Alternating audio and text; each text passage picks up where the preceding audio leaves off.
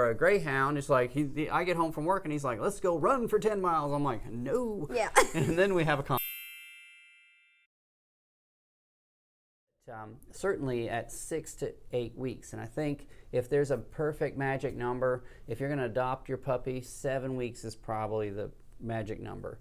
That they need those first 6 to 7 weeks with their mother and with the other puppies to learn how to be a dog. And then they need to start getting introduced to people to bond to you strongly. So then if they grow up with you, you take them way too early and then they're just not well adjusted because they're not ready. And if you take them way too late, then they're not bonded to you as well.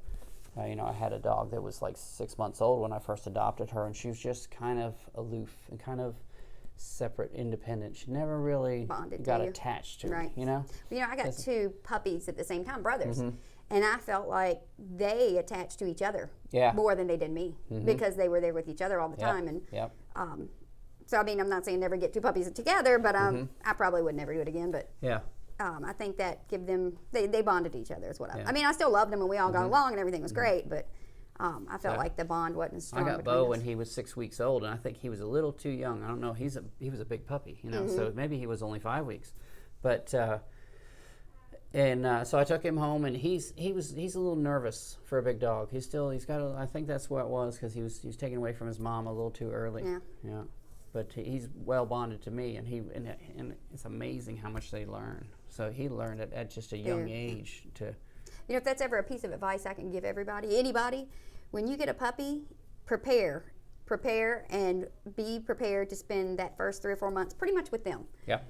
Because I'm telling you, I've had dogs that I didn't really train that well, and then I've gotten to where I do train them better. And when you spend that time, which I think Shane even hit on that the other week, that time is worth it's priceless because you've got that pet that is now your friend and will do the things you need them to do because you get fretted when they don't behave, when they don't they're jumping on people, and when you get all that under control, you enjoy your dog so much better.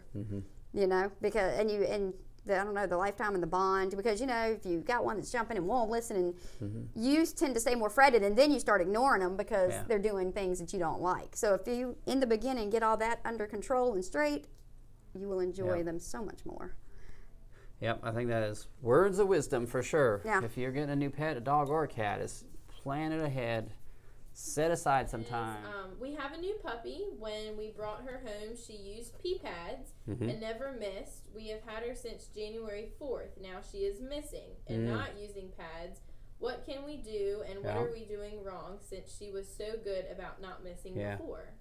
Well, the potty training thing, they will go through a regression. It's like, I don't know if it's the terrible twos or what it is, but it's when they're usually it's about 4 months of age, it's like you're training them and everything's going great, and then all of a sudden it's like they forgot everything and they just start, messing everywhere. And so then we have to back up to kindergarten. So you put them back in the crate, you limit their time out, you take them outside many times a day, and when they go outside and they pee and they poop several times and they're empty, then you can trust them for 20 minutes. That's it.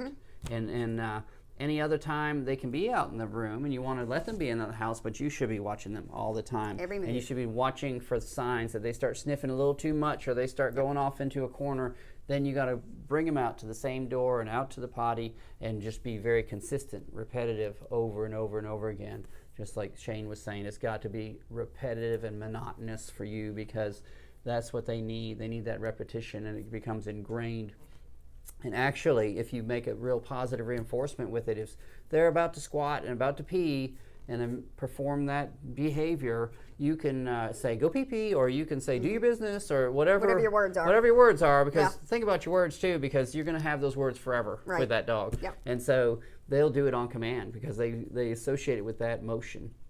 And you get to a point where, it's raining outside and it's cold, and you go out to the porch and you say, go pee-pee, and boom, it's done.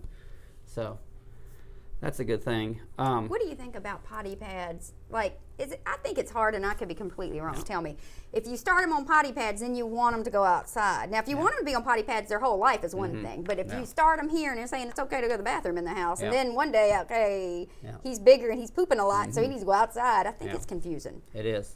So I think I think you're right. And I think in a perfect world, everybody should quit their job for 3 months. That's right. And stay home with their dog all the time and go outside out the same door and do the potty thing and do a routine. But sometimes it's just impossible. Right. And so you can take away the potty pads, but then you run the risk of, if you have a teenage son who throws his t-shirt on the floor, then that dog says, hey, there's a potty pad. Right. I'm going to, and so it's difficult. If you read the newspaper, you don't want to sit it on the floor when you're done because there's a potty pad. So, it's confusing. It's better for them to go outside and do it like that, and they associate it with it. They pick their spot. And you think about it, they're training themselves, this is my spot.